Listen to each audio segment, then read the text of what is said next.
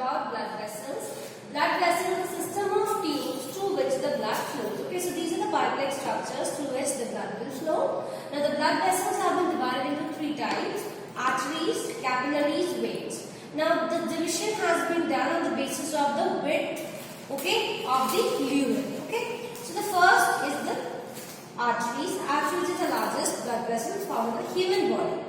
The function of arteries here is that it carries the blood away from the heart. And in the arteries, always it carries oxygenated blood. The exception to this is pulmonary arteries. Only pulmonary arteries are those arteries which will carry deoxygenated blood. Rest all the arteries will be carrying blood which is oxygenated, and the blood will be carried away from the heart. From the heart, the blood is taken, okay, by this blood vessel and is distributed to all the other organs. The largest blood vessel, so the largest artery in your body is called as aorta. This is a diagram of aorta.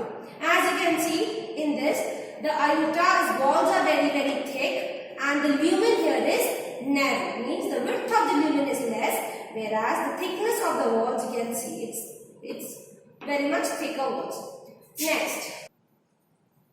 Next we will learn about is veins. Okay, veins are called as collecting vessels. These are the blood vessels which will collect the deoxygenated blood from all the body parts like your legs, your arms, your brains, and all the deoxygenated blood or the impure blood will be deposited into the heart with the help of the veins. Okay, so basically collecting vessels or draining vessels we can say, as they are collecting the blood from different parts of the body. So these veins or these kind of vessels, they carry deoxygenated blood. Now what is deoxygenated blood? This deoxygenated blood is a blood that contains less amount of oxygen and high amount of carbon dioxide. Okay, so all the veins, they will be carrying deoxygenated blood. Exception to this rule is pulmonary veins. Pulmonary veins are the only veins which will be carrying oxygenated blood. Next, the largest vein is vena cava. Okay, but vena cava you will study further. It is of two types, superior and inferior. That I discuss in the later classes. Next is important topic out here is valves. Okay, when I was talking to you about arteries, I didn't mention about valves because in the arteries valves are absent, whereas in veins valves are present. Now what are valves? Valves are the gateways. Okay, these are the gateways that will prevent the backflow of blood. If blood is flowing in one direction, let's say here, if the blood is flowing like this, okay, sometimes due to pressure, the blood can even backflow like this. So to prevent this backflow of blood, there are gates. So it will allow only the blood to flow in one direction. Okay, whenever the backflow of blood will happen like this, the gates will shut down. So the next topic will be here is about structure of the heart. Okay, the structure of the heart. The heart contains major two structures called as chambers. Chambers are basically small room-like, surfaces. First one is the receiving chamber. Second one is the distributing chamber. Or if we say it scientific way, they are called as upper chamber, lower chamber. The upper chamber is called as, in biological terms, it is called as auricles. The lower chamber is called as ventricles. Now, why is the auricle called as receiving chamber? It is so called as receiving chamber because it receives the blood, okay, from the veins. Okay, as I told you earlier, the function of veins is collecting blood. Okay, when the veins collect blood, the blood which is collected is poured into the receiving chamber or the auricles. And auricles are placed on the upper portion of the heart. Okay. Next, similarly, here we can see that distributing chamber, it's also called as lower chamber, or it is biologically called as ventricles.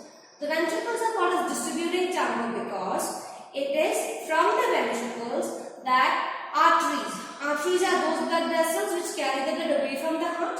Okay, so below the ventricle, okay, artery would be present, and from the ventricle the arteries would be taking away blood for distributing to various organs of the body. Therefore it is called as distributing chamber.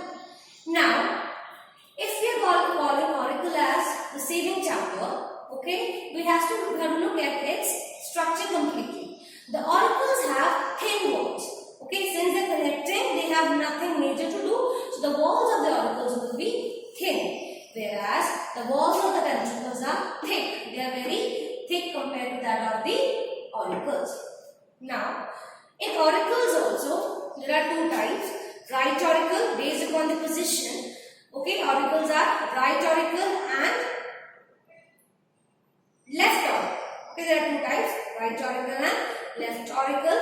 The right auricle is connected to the left ventricle.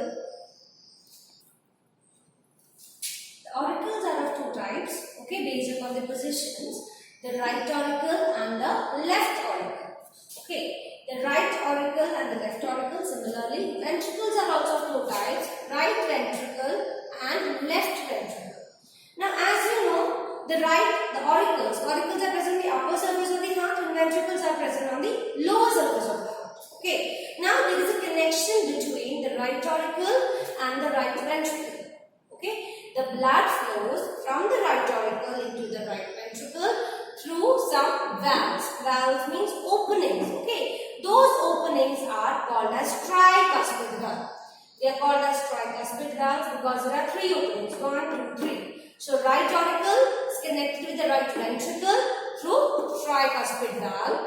Okay. And the blood that flows from right auricle to the right ventricle is deoxygenated blood.